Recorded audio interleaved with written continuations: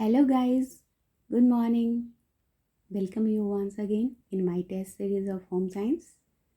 तो आज का क्लास शुरू करते हैं। आज हम इम्पोर्टेंट क्वेश्चंस करेंगे जो कि आपके आने वाले एग्ज़ाम्स जो स्क्रीनिंग एग्ज़ाम होंगे और डिफरेंट स्टेट के जो टेट एग्ज़ाम होंगे उनमें बहुत ही ज़्यादा हेल्प करेगा आपको ये सारे questions. So let's start. The first question of today's is नवजात शिशु की दिन में कम से कम कितनी बार दुग्ध पान की आवश्यकता पड़ती है। नवजात शिशु जो न्यूली बॉर्न बेबी होते हैं उनको दिन में कम से कम कितनी बार फीडिंग दुग्ध पान की आवश्यकता पड़ती है। राइट आंसर है आपका 10 से 12 बार। 10 से 12 बार 10 to 12 टाइम्स।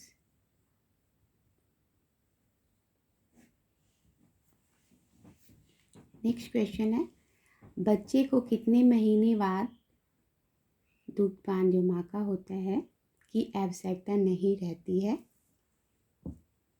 बच्चे को कितने महीने बाद दुग्ध पान माँ की आवश्यकता नहीं रहती है।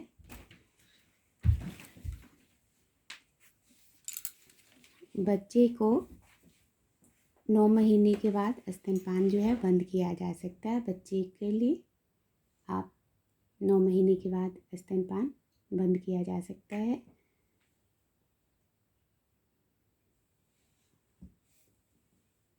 नेक्स्ट, माता के दूध के अतिरिक्त या उसके स्थान पर जो अन्य दूध बच्चे को दिया जाता उसे कहते हैं।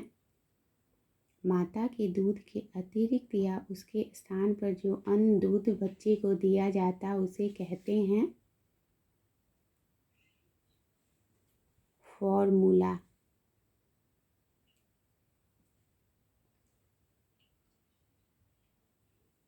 नेक्स्ट क्वेश्चन, किसका दूध बच्चों के लिए उत्तम होता है। किसका दूध बच्चों के लिए उत्तम होता है। काउज मिल्क, गाय का दूध। भोजन में रासायनिक परिवर्तन आ जाते हैं उसकी वजह क्या है। काउज क्या है उसका। एंजाइम की क्रिया से भोजन में विद्यमान एंजाइम के कारण।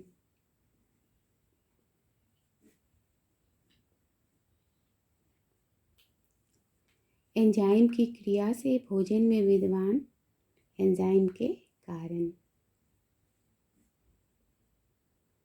नेक्स्ट क्वेश्चन है शिशु का वजन जन्म के वजन से दोगुना हो जाता है।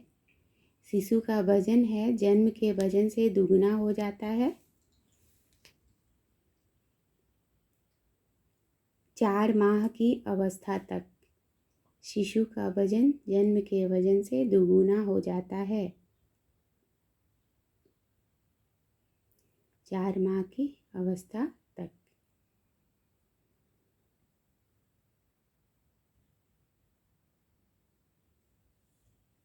शिशु का वजन जन्म के समय की अपेक्षा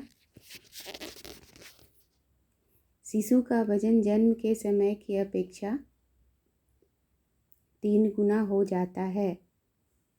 शिशु का वजन जन्म के समय की अपेक्षा 3 गुना हो जाता है ज़्यादा। कब 1 वर्ष की आयु तक शिशु का वजन जन्म के समय के अपेक्षा 3 गुना हो जाता है।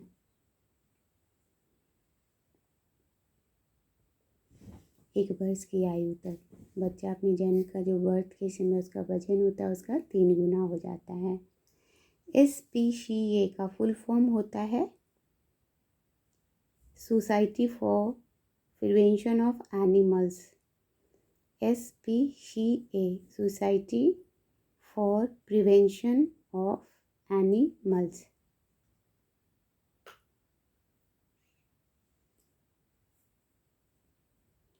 एनीमिया रोग होता है। एनीमिया रोग होता है लोहा, फॉलिक अम्ल तथा विटामिन B12 की कमी से यह रोग हो जाता है। लोहा, फॉलिक अम्ल तथा विटामिन B12 की कमी से यह रोग हो जाता है। प्रेगनेंसी में एनीमिया होने के काफ़ी चांसेस रहते हैं। गरीब महिलाओं में, खास करके जो विलेज होती है जिनको इनसफिशिएंट डाइट मिलता है, तो लोहा, फॉलिक एसिड, फॉलिक अम्ल तथा विटामिन B12 की कमी से यह रोग हो जाता है। द नेक्स्ट क्वेश्चन इज ओस्टियोमैलेशिया अस्थि विकृति रोग होता है। ओस्टियोमैलेशिया अस्थि विकृति रोग होता है, कैल्शियम की कमी से हो जाती है। सिंपल क्वेश्चन है, फिर भी we must revise this type of questions. Osteomalacia अस्थि विकृति रोग होता है कैल्शियम की कमी से।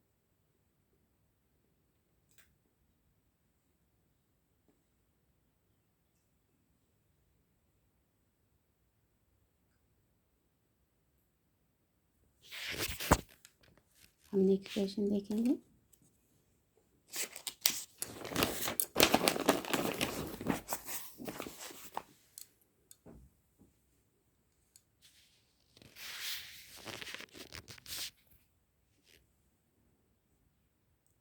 गर्भावस्था में कैल्शियम की मांग बढ़ जाती है तथा कैल्शियम के संतुलन को बनाए रखने के लिए क्या करना चाहिए? गर्भावस्था में कैल्शियम की मांग बढ़ जाती है तथा कैल्शियम के संतुलन को बनाए रखने के लिए क्या करना चाहिए?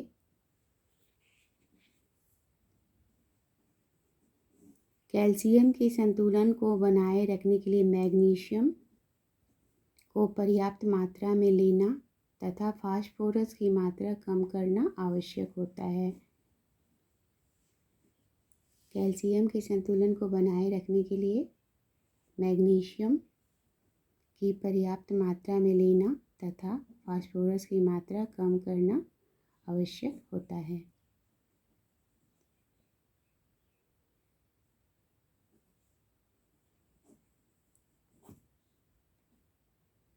आपने नोट कर लिया होगा, नोट करते जाएं। नेक्स्ट क्वेश्चन हमारा देखेंगे। नमी के हट जाने से भोज्य पदार्थों में किसकी मात्रा बढ़ जाती है? नमी के हट जाने से भोज्य पदार्थों में किसकी मात्रा बढ़ जाती है? शक्कर की मात्रा बढ़ जाती है।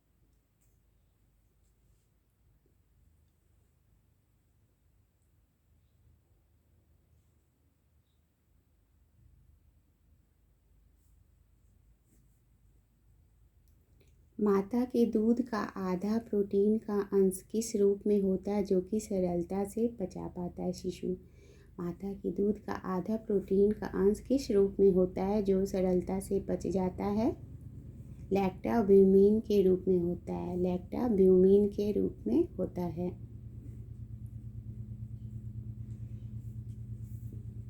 फलों को आमतौर पर इस विधि द्वारा पकाया जाता है। स्टूइंग विधि से हम पकाते हैं। फलों को आमतौर पर इस विधि द्वारा पकाया जाता है, स्टूइंग।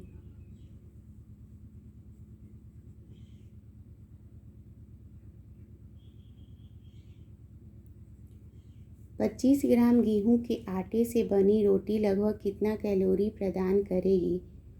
25 ग्राम गेहूं के आटे से बनी रोटी लगभग कितनी कैलोरी प्रदान करेगी? 85 कैलोरीज, 85 कैलोरी प्रदान करेगी।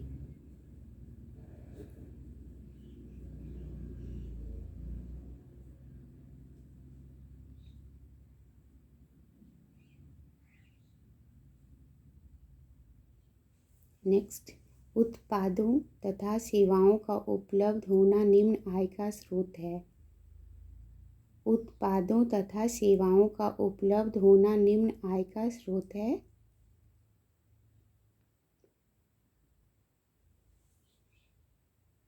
वास्तविक आय। उत्पादों तथा सेवाओं का उपलब्ध होना निम्न आय का स्रोत है। वास्तविक आय।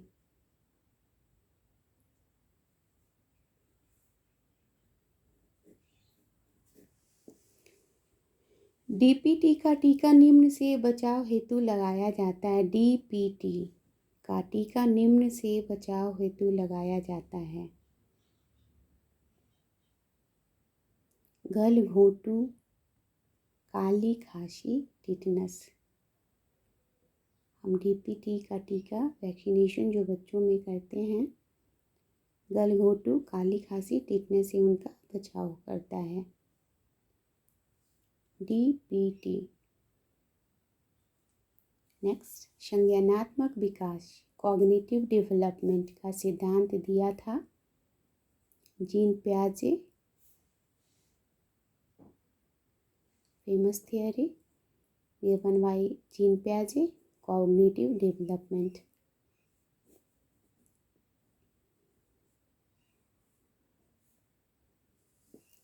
संचार के सामूहिक दृष्टिकोण में निम्न सम्मिलित है। संचार के सामूहिक दृष्टिकोण में निम्न सम्मिलित है। प्रदर्शन एवं विचार विमर्श। संचार के सामूहिक दृष्टिकोण में निम्न सम्मिलित है। संचार के सामूहिक दृष्टिकोण में निम्न सम्मिलित है। प्रदर्शन एवं विचार विमर्श। प्रदर्शन एवं विचार विमर्श।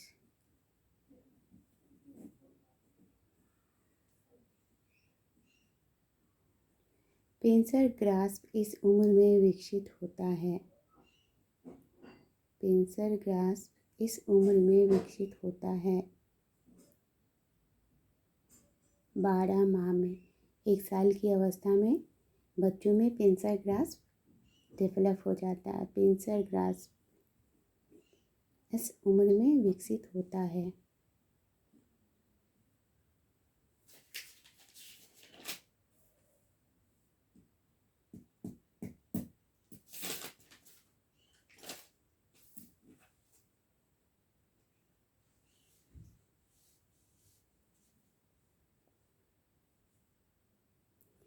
That's all guys.